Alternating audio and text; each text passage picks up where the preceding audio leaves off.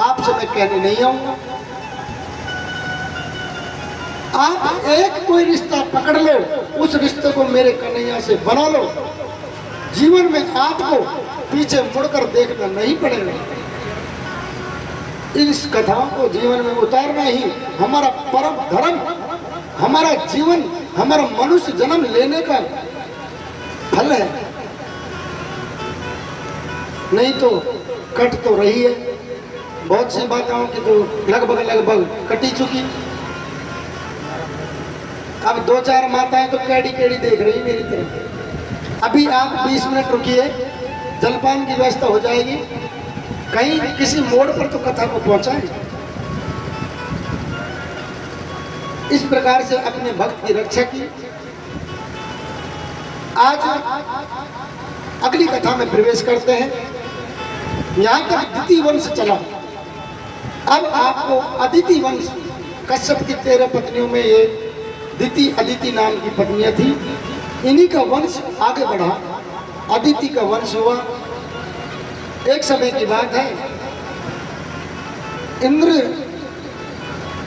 भगवान इंद्रासन पर विराजमान थे।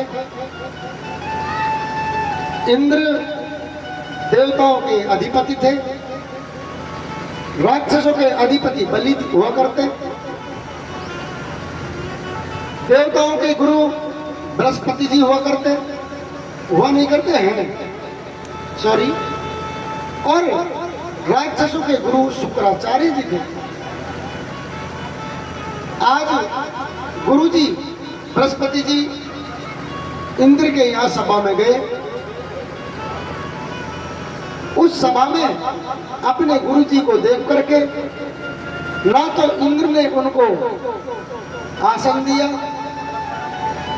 ना ही उनको झुक करके प्रणाम किया, ना ही कोई उनको सम्मान दिया। ऐसा जब गुरुजी ने जाना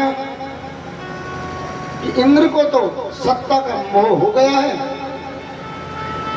इसने मेरा किसी प्रकार से भी आदर नहीं किया, गुरुजी रुष्ट होकर के वापस स्वर्ग लोक से आ गए।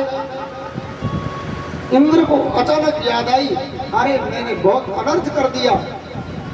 गुरुजी आए थे, ना मैंने प्रणाम किया, ना मैंने उनका सत्कार आदर किया। अब तो इंद्र ढूंढने लगा, ना तो गुरुजी मिले और ना ही मिल पाए।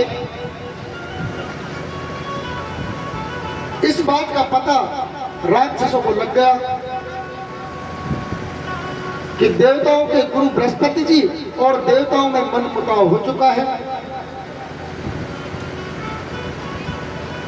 राक्षसों ने जाकर के इंद्र पर हमला बोल दिया। सारे के सारे देवता स्वर्ग लोक को छोड़ करके भाग खड़े हुए और स्वर्ग लोक के अधिपति बन गए।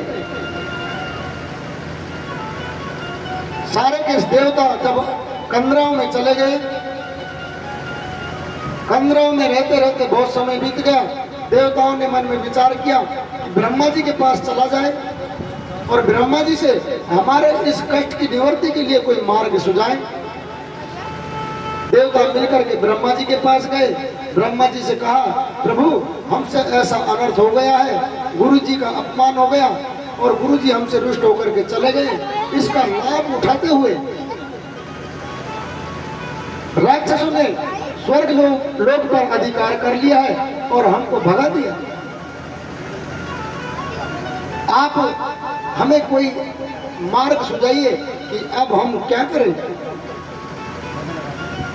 इस पर ब्रह्मा जी ने कहा, अरे देवताओं, आप दिन प्रतिदिन इतने मद में चूर हो जाते हैं कि आपको गुरु की महिमा का भी कोई याद नहीं रहा।